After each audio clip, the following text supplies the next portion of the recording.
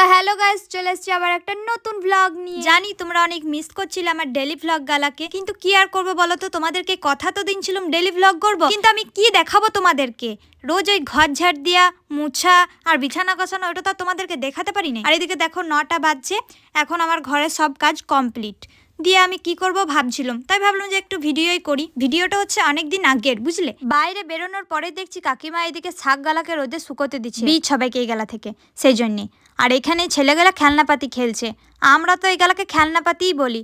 তোমাদের ওইখানে কি বলো কেই জানে, আমরা তো খেলনাপাতিই বলি। আমি ওদেরকে দেখে আর নিজেকে আটকায় রাখতে পারলাম না, সেই ছোটবেলাকার কথাগুলো মনে পড়ে গেছিল। আমি বললাম ওদেরকে, যা তোরা সবজি তুলে নিয়ে আমি এদিকে রান্না বান্না করছি। ছোটবেলায় এগুলা যা খেলতাম না, আসে বেরাতুম সকালে পড়তে বসে লিতাম 6টা থেকে 7টা, বা 7টার সময় বেরাতুম আর 12টার সময় ঘর ঢুকতুম। আর ঘর এসে আমার মা যে আমাকে দিতে না, একবার ধুই দিতে। শুধু 12টার সময় ঘর চলে আসতুম না টাইমে, মা একবারে পুরো পাড়া খুঁজতে। আমাদের 4 জনা ছিলুম, 4 জনাকার মাই পুরো পাড়া খুঁজে একবারে আমাদেরকে পুকুর গাবাতে পেতে, বুঝলে। পুকুর গাবাতে আমরা খেলনাপাতি গেলা খেল। কোথায় যে খেলতুম কোনো ঠিক ঠিকানাই নাই, একবারে মেরে ধুয়ে দিতে এসেবারে চান করা থেকে ধুলো গায়ে থাকতুম। শীতকালে একবারে মাথা থেকে পায়ের নখ পর্যন্ত একবারে কাড়া লগাড়া করে দিতে, আমাদের ভাষায় যেটা আমরা বলি আর কি। তোমাদের ভাষায় তোমরা হয়তো ভালো কিছু বলতেও পারো। আর এত রকমের শাক পাতা দিয়ে তরকারি ফরকারি করতুম, কিছু বলার নাই। ওয়ার মাঠে ইয়ার বাড়িতে লঙ্কা শাক ধনে পাতা সব চুরি করে নিয়ে চলে আসতুম, দিয়ে পরে খেলতুম। ছোট ছোট কুমড়ো থাকতো গাছে, ওগুলাকে তুলে নিয়ে চলে আসতুম, নষ্ট করে দিতুম দিয়ে। তখন তো এত জানতুম না যে এগুলা নিয়ে খেললে পদে নষ্ট হয়ে যায়, তখন আমরা মজা লাগতো খুব, দিয়ে সব তুলে লিতুম। আচ্ছা, তোমরাও কি ছোটবেলাতে এরকম খেলনাপাতি খেলেছো? তাহলে কমেন্ট করে জানাবে তো। যখন ছোট ছিলাম না, তখন মনে হতো কবে যে বড় হব, আর এখন বড় হয়ে গেছি বলে মনে হয় ছোটবেলাটাই ঠিক ছিল। সত্যি, মানে তখনকার সময়গুলো যে এত সুন্দর ছিল। তখন ফোন ছিল না আমাদের হাতে, কিন্তু অনেক খেলতাম।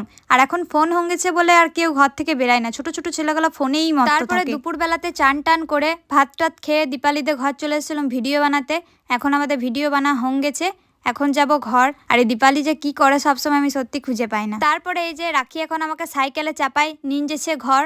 তো চলো ঘর যাওয়ার আগে আমার ভালোবাসার মানুষদের কিছু মিষ্টি মিষ্টি কমেন্ট গুলা পড়িলি। প্রথমেই কমেন্ট করেছে আমার বান্ধবী পায়েল, আমি দেখেছি শেষ পর্যন্ত, খুব ভালো করেছিস। তারপর কমেন্ট করেছে মানসী নন্দী, আমি শেষ পর্যন্ত দেখেছি আর আমিও পতুলা মার্কেট গেছিলাম। তারপর অর্পিতা রুইদাস কমেন্ট করেছে আমি দেখেছি শেষ পর্যন্ত, thank you. Tanuja Garai comment করেছে আমি দেখেছি শেষ পর্যন্ত, নামটা নিও, এই যে নিলিলুম। তারপরে পূজা চক্রবর্তী কমেন্ট করেছে আমি শেষ পর্যন্ত দেখলাম, খুব ভালো লাগলো, ধন্যবাদ। প্রশান্ত মণ্ডল কমেন্ট করেছে তোমাদের ভিডিও আমি সব দেখি, খুব সুন্দর লাগে, আমি সব ভিডিও শেষ পর্যন্ত দেখি, আমার বাড়ি বিজয়নগর। তারপর একজন কমেন্ট করেছে হাই দি, আমি তোমার ভিডিও দেখি, আমার নাম নিধি। তারপরে তরুণ শিউলি দাস কমেন্ট করেছে আমি তোমার সব ভিডিও শেষ পর্যন্ত দেখি, খুব ভালো লাগে বোন, ধন্যবাদ। তারপর নন্দিতা ভাদ্রা কমেন্ট করেছে আমি শেষ পর্যন্ত দেখেছি, আমি রানীগঞ্জ থেকে, আমার নামটা নিও, এই যে নিল। তারপরে মিঠুন থান্ডার কমেন্ট করেছে আমি দেখেছি শেষ অবধি, তোমার ভিডিও আমার ভালো লাগেনি তাও আমি দেখেছি, তোমাকে তো অনেক বেশি বেশি করে ধন্যবাদ, তোমার ভাল লাগে নাই তাও তুমি দেখেছো।